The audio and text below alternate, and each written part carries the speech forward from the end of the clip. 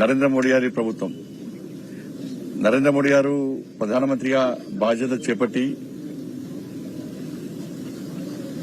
నిన్నటికి 4,898 రోజులు 4,398 రోజులు నిన్నటికి 4,398 రోజులు నిన్నటికి.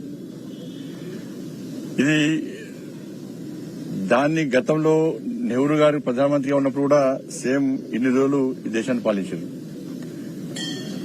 దాన్ని అధిగమించి ఈరోజు 4,389 రోజులు 99 రోజులు పూర్తి చేసుకున్నాం. ఇవాళ 4,399 రోజులు ఇవాళ పూర్తి చేసుకుని నెహ్రూ రికార్డును అధిగమించి ఇవాళ ముందుకు సాగుతున్న తరుణంలో దేశవ్యాప్తంగా ఒక పండుగ వాతావరణం. ప్రజలందరూ కూడా స్వచ్ఛందంగా ఇవాళ అన్ని దేవాలయాల్లో ఇవాళ పూజలు, అర్చనలు, ఆరతులతోని ఇవాళ పూజలు నిర్వహిస్తా ఉన్నారు. దానిలో భాగంగా కరీంనగర్ లో కూడా ఈరోజు ఉదయం నుంచి కూడా అన్ని దేవాలయాలు పూజలు నిర్వహించడం జరిగింది. ఈరోజు మహాశక్తి దేవాలయంలో కూడా కుంకుమార్చన పూజలు కూడా నిర్వహించడం జరిగింది. ఆరతి అర్చనలు నిర్వహించడం జరిగింది. గతంలో నెహ్రూ ప్రభుత్వంలో అవినీతి, అరాచకం, అసలు అభివృద్ది జాడలేని ప్రభుత్వం అప్పుడు.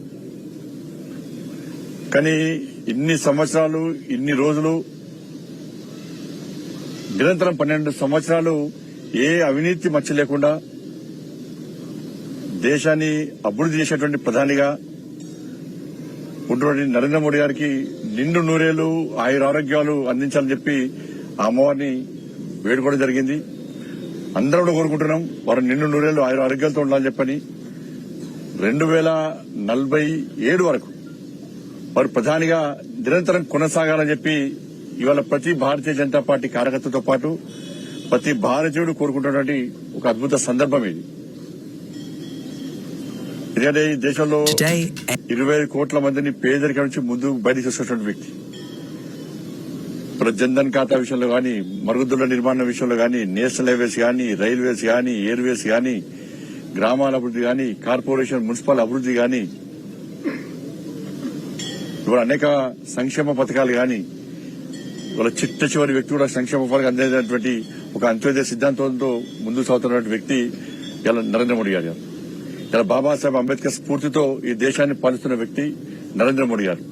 అటువంటి మహానుభావుడు 2047 వరకు ప్రధానిగా కొనసాగాలని చెప్పి, నిండు నూరేళ్లు ఆరోగ్యాలతో ఉండాలని చెప్పి అందరం కోరుకుంటున్నాం. తప్పకుండా అమ్మవారు కరుణిస్తారు. నరేంద్ర మోడీ గారు ఇంకా ఈ దేశాన్ని శక్తివంతమైన భారతదేశంగా, వికసిత్ భారత్ లక్ష్యంగా ముందు పోతున్న సందర్భంలో దాన్ని విజయవంతమైన దిశగా ముందుకు సాగుతారని చెప్పి ఆ సందర్భంగా వారికి మంచి శక్తిని, సామర్థ్యాన్ని ఇదే విధంగా కొనసాగించాలని చెప్పి, ఆరోగ్యాలు అందించాలని చెప్పి అమ్మవారిని పెట్టుకుంటున్నాను. అందరికీ నమస్కారం.